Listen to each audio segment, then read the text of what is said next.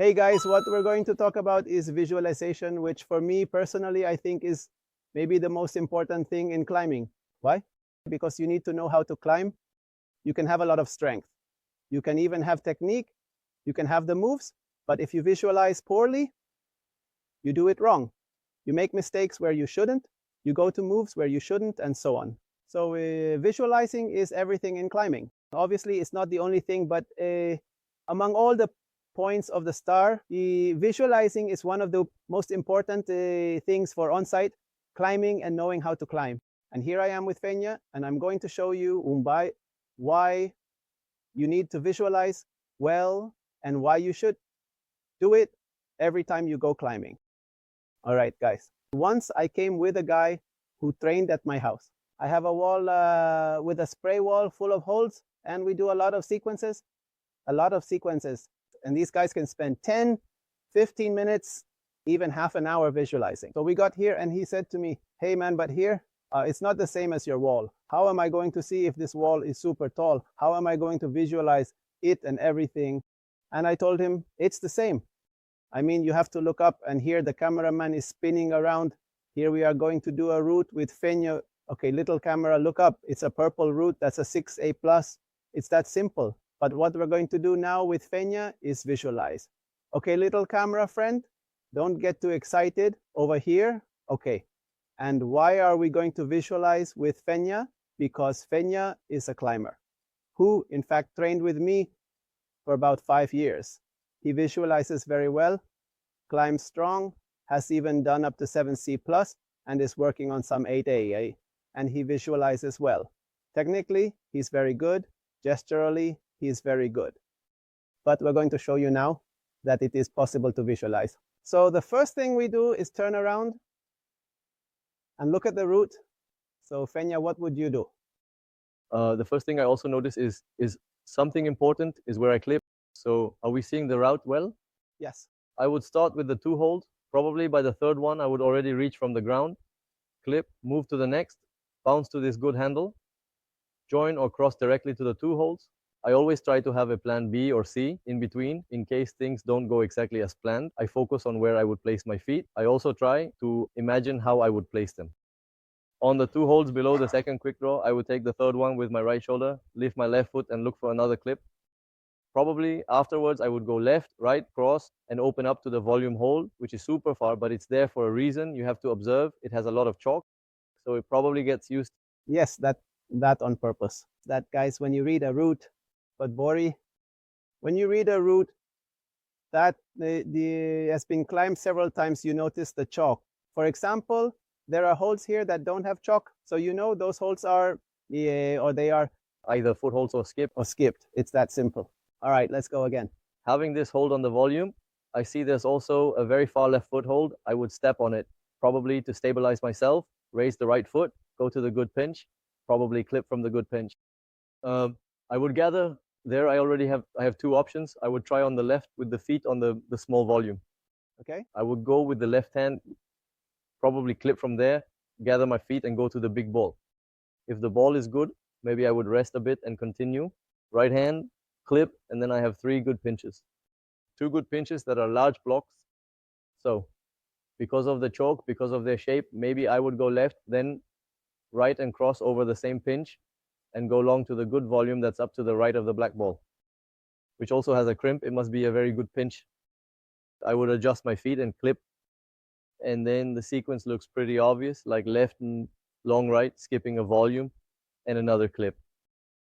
Probably if I'm comfortable and well positioned, I would rest and observe from there what I have above, because with the distance it's a bit more difficult. I would take both handles or crimps, left, right from the gray volume, a clip. There is a hidden hole by the volume. If it's not a foothold, it must be a very good handhold. So I would probably search for it with my right hand to then move out with my left to that crimp handle next to the tape that's coming from that crimp or handle. Or if I place my feet higher on a big foothold and climb, I would look for a clip. From there, I would use the foot on the gray volume to be more distance from the wall and have the center of mass better positioned to grab the 2 crimps that lead to the big pinch right next to the last tape. From there, I would try to clip, and then there are 2 moves left, which are either left or right, it seems. for the climb. And there, you can demonstrate. Come here, Fenya. Here, Fenya read it all to me. We also read it a bit before, and in general, you can read with other people and say, oh yeah, guys, I think it's like this. And as important as that is, when you read, you also see possibilities. Because when you're climbing, suddenly you read it a certain way and say, no, this one I wanted to go to that I thought was good isn't good. So what do? Do I bounce off, skip it, or say, all right, definitely this step is going to be tough. So as I read it, I have to do it. You have to keep looking for possibilities. You have to be somewhat open in these things. You always have to leave some room for improvisation, because there are many times when the reading isn't the same as what you think. So all right, guys. And the other important thing when you are going to visualize is that you have to have it here. No, people who compete go to isolation zones where they can't see the route, so they have to have it here. And what do I mean? It's that you turn around to see it, ta, ta, ta, ta, you do a recognition, and then you have to read it here. So now I'm in the same situation. I go from these two holds. I go here. I go to some holds that are kind of strange. Then I go to two that are like this. And here I'm going to read it over there. Then I'm going to go to a big one. I'm going to bring my hands together and go to a ball. A new one from there. From that ball, I don't quite remember. I quickly turn around. There's the hold here. There should be something here, but maybe I haven't seen it. And here are these like strange pinches, okay, that I must go to a pinch over there. Or from that one to a pinch over there. But I'm going to end up with two pinches like this, a bit open. And from here, there are other, like two small volumes, and one of which has no chalk. So I probably have to go to the second, like micro volume. And from there comes a giant gray volume that is full of holds in sequence. I look again. Very well, there's a hold here, another hold here. There was a big one here that I don't know if I'm going to use, but above the volumes there are more. Then there's a hold here. That will be, I think, a bit like a ladder to finally reach a big one where I reach the drop, and I have to have that here. I can't be looking all the time. I turned around because we're doing it quickly, but already in 5 or 10 minutes of visualizing, I already have it in my brain. And you have to have it in yours brain, because when you are climbing, you have to be automatic as you climb. If you're not automatic, you start to think too much. Oh, where was this? Where was it? Oh, one in a way tries to be automatic already. For example, when these two are all, and I have to go to this one, but I know it's a long step, so I can go to a good hold, and from there go to a big hold. I start remembering sections, and I also start remembering the sections that I think might be a bit harder, like the sections that are probably easier. So the hard sections, I have to have it much clearer, because those are the sections where I might fall, just like that. So the hard sections, you have to learn them very well. And the sections that seem more difficult, it's not that you don't learn them, but all your attention should be on the hard sections, and also attention to the places where I can rest. Maybe on this big hold where I place my hands, maybe I can rest, I don't know, but that's probably how it will be. And then up there, especially on the last giant volume, there are some holds that seem good to me where I think I will also be able to rest to reach the fall. And now what we're going to do is climb it to see if we read it really as we thought or not. Now here is Peña climbing the route. Let's see. Now both hands, as it should be, goes to that one that we more or less read as it should be. These crimps that are a bit tangled, but it seemed to us that it was like a ladder. Now he turns, goes to those two. He decided to go to those two crossed. Let's see if he goes to the one on the side. And in fact, it was, as we read it, to the one on the side. And from there, he has to launch to this big one. There he clips.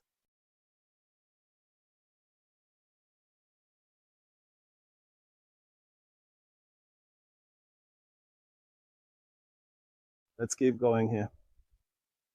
Click again. Oh, it's important.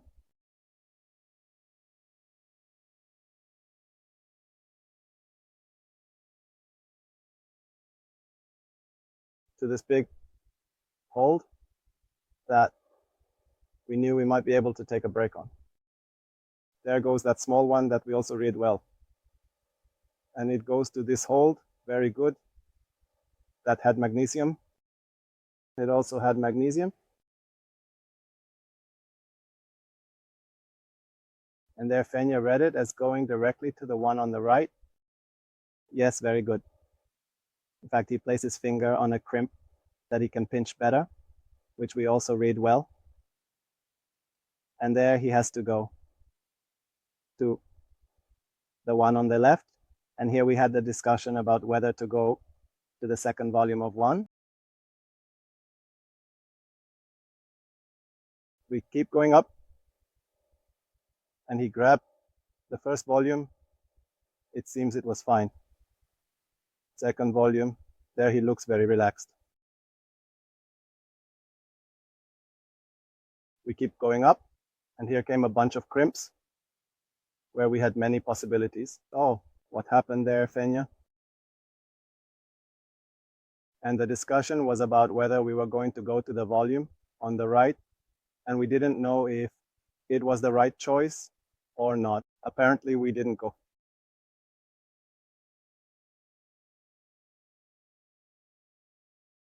And here it's the same. There are a lot of crimps with many ways to do it, but there he is well positioned. There we see that big hold. It was for the foot and not for the hand. We also had our doubts about that, but we read it correctly. And there come the last moves before the chain. And there were many possibilities, but more or less it was a ladder going slightly upwards. And finally, there Fenya is very well positioned, using a foot for his left foot, which we had also seen that you had to stand well on it. And the last hold. And the chain. And we are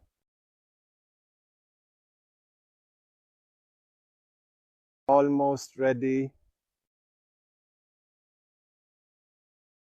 And all good, well read, as it should be. So, and now Fenya, how you read it? How you read the route? Was it like when climbing it? Was it the same or not? There are many sections, yes. There were a couple of sections, no, like there were holds that were worse than I had imagined. Okay.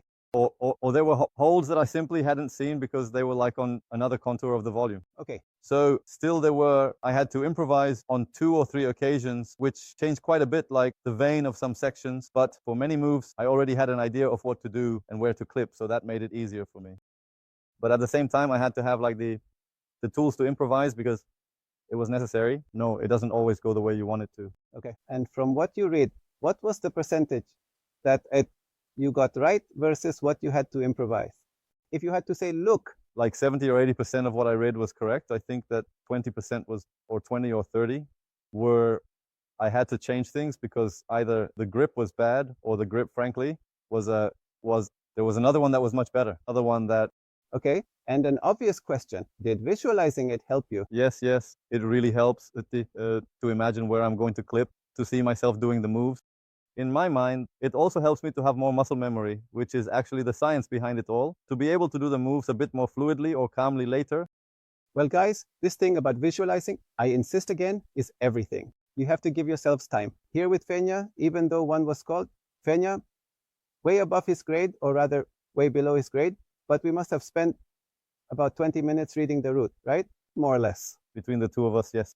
Between the two of us, about 20 minutes, mainly because we wanted to visualize it well and because that's what needs to be done.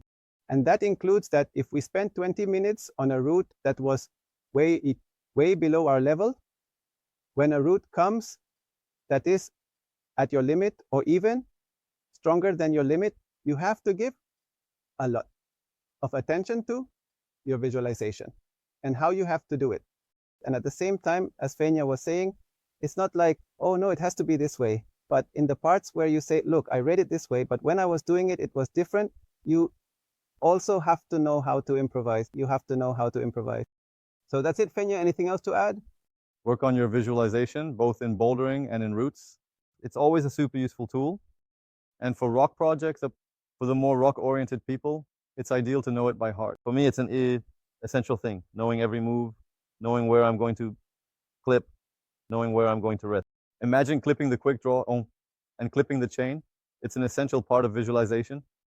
Imagining having success. It's key, after all.